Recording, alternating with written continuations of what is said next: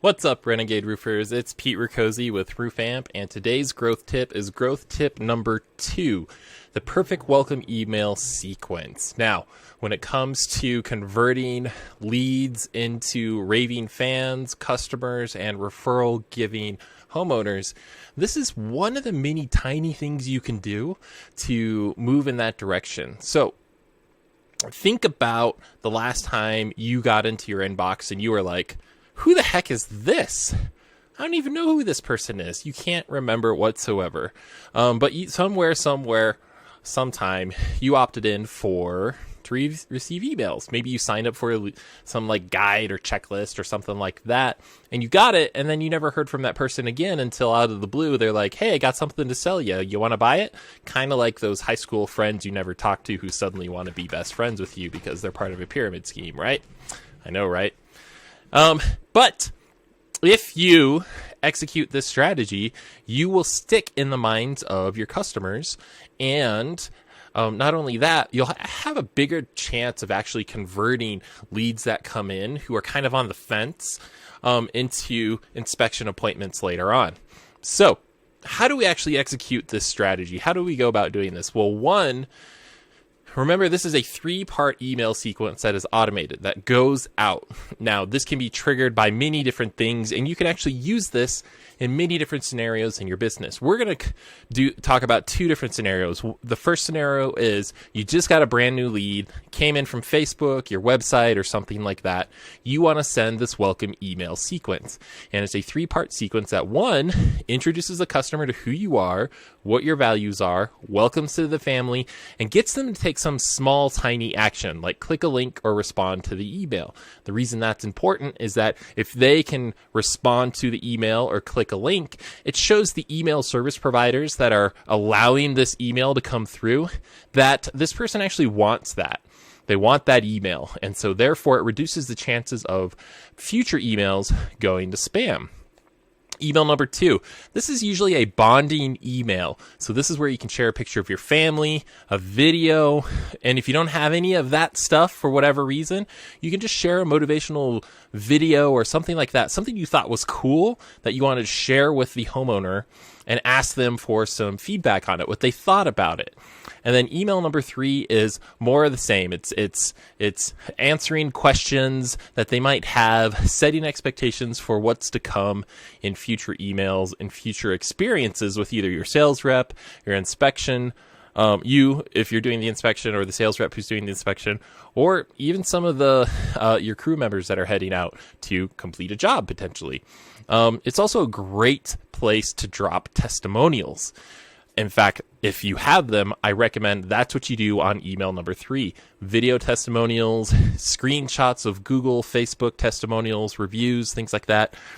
Put those in there and just say, hey, if you're on the fence about working with us, here are some of the things that some of your neighbors have said. Now, you want to use words like neighbors, things along those lines, because you're a local roofer. You work in a local community, and you want them to perceive you as somebody who's not just in some distant city, but as somebody who is their next door neighbor.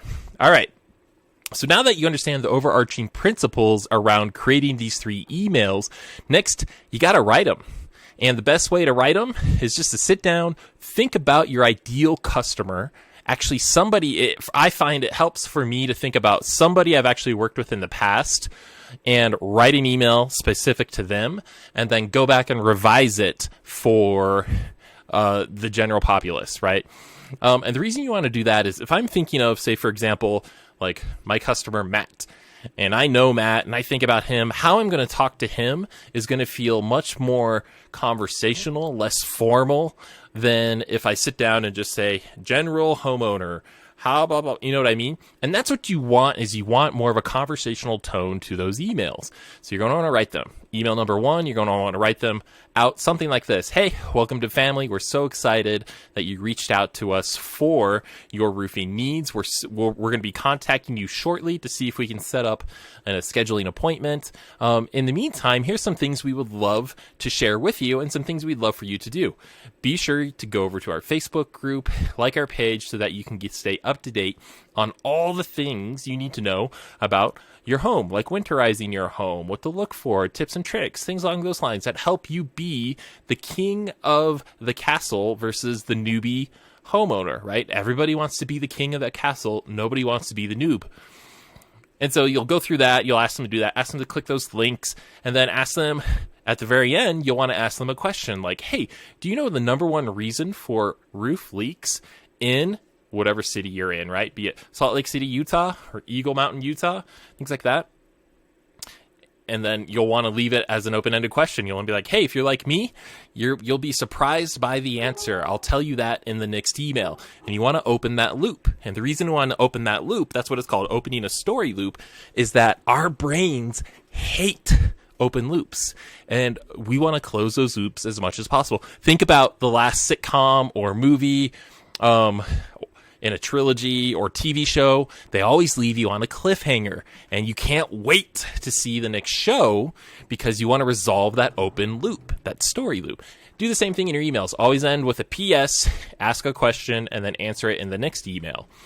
Now, the second email is the bonding email, right? It should be like, hey, I'm going to answer this question. Hey, you'll want to say something along the lines of, hey, remember that question I asked you? Here's the answer. And by the way, I wanted to share with you something else. And here's a picture of my family. And then you could show a picture of your family and say, this is the reason I get up every day. I love my little daughter. I love my son. I love my pet, all those types of things. And because of them, I get up every day to try and make the world a better place. And my version of making the world a better place is ensuring that homeowners have affordable options for re-roofing their homes, because the home is where everything happens. Memories are made, all that type of stuff. And the last thing you want is the stress of dealing with a leaky roof to interrupt those memory-making opportunities. Something along those lines, for example, right? You're talking more about the emotion of what it's like to have a home, less about the technicalities. As craftsmen, we want to talk about the technicalities, right? The system, all that type of stuff. As homeowners, we don't care about that stuff. We just want to know that when it snows and it rains, it's dry inside my house. We don't care how. We don't care about shingles, underlayment, the boards, anything along those lines. We just don't care. All right. And then email number 3, right, is, hey, here's some of the people who've really been happy with the work we've done. And you'll want to put as many names and faces and videos as possible, right? 10 to 15 testimonials in an email isn't unheard of. You can go ahead and throw those all in. Video testimonials are the best. So if you're not capturing those, that's a growth tip later on. I think it's number 46. That you can start executing, where you can actually, at the end of a job, send a link to have somebody send you a video testimonial. There's all sorts of tools out there. We'll talk about that later. Now, you need to automate this. This isn't something that you want to have somebody on your staff copy and paste and send out every time a new lead comes in. That's ridiculous. If you're working with somebody like us, you're getting 200 leads or so a month, depending on where you're at in the country. Here in Utah, it's about average, and some of the southern states, Texas, the quadruplexes down there, it's going to be, thousands of leads. Anyway, so you're going to want to automate that. And how you're going to want to do that is you're going to want to use a tool that allows you to send an autoresponder. Now, that's a fancy way of just saying, hey, when an email comes in or when a lead comes in, send this email to the contact details. Now, we recommend using GrowthAmp. That's the tool that we've developed for automating all those things marketing related in your business. It allows you to automate email responses. There's a CRM. There's a two-way text chat feature. You can do Google My Business Chat. There's all sorts of things, right? But for the purposes of this growth tip, you can write out those email sequences, copy and paste them in. We recommend plain text. Don't get fancy. Don't throw in a bunch of logos. Don't have all this templated out.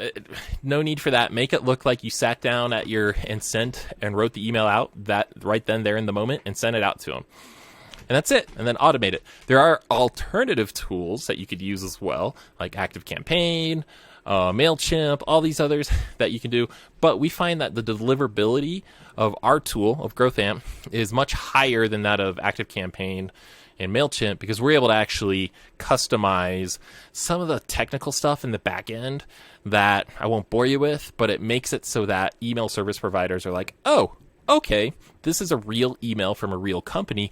We're going to let this through the spam filter and get into the actual inbox. So yeah, that's it. Once you've got it automated, then every new email that comes in will trigger that 3 email sequence to go out. And you want to drip those out one day after another, right? Back, like that. Anyway, so that's it. Now, once you've got that done, what's going to happen is from the customer's point of view, they are going to be like, hey, well, that was kind of neat. I haven't really gotten anything like that from any other roofing company. Well, that's cool. And then the next day, after they've had 2 or 3 other, roofing companies call them back and try and schedule interviews, you're doing that as well, but they're also going to get this bonding email, and they'll see a little bit more about who you are personally, and they'll see a face that goes with the brand, right? So if you're roofutah.com, they're also going to see that you are such and such person with a family and kids and pets and a real individual with hobbies, right? And people like doing business with people, not nameless, faceless businesses, right? So once that's done, then they'll be like, okay, cool. They'll kind of be on the fence about who to choose, maybe, unless you've just put in front of them an offer they can't refuse.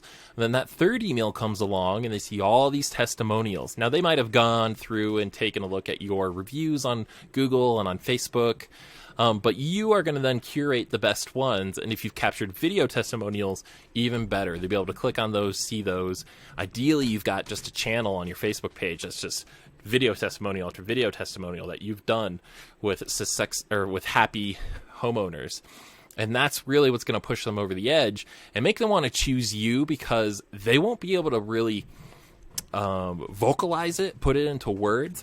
But what it really boils down to is they are going to feel better about your roofing company than the other ones. It's hard to explain, but it's just people buy by emotion, not by logic, right? And so if they know, like, and trust you over the other options they're considering because of this email sequence you've put in place, then great. Like, your conversion rate on those leads that are coming in will just skyrocket, right? You'll go from that 20% to 30% or 30% to 40%. It's not uncommon to see a 10% bump as a result of putting these nurturing campaigns in place. Anyway, so that is it. If you have any questions, feel free to jump over into the Facebook group. There's a link down on the right-hand side of this blog post or down below in the video. You can go ahead and join the Renegade Roofers Facebook group, and you can find support there. We'll be able to help you out, maybe give you some templates to get you started, and go from there. Awesome. Never stop growing. Cheers.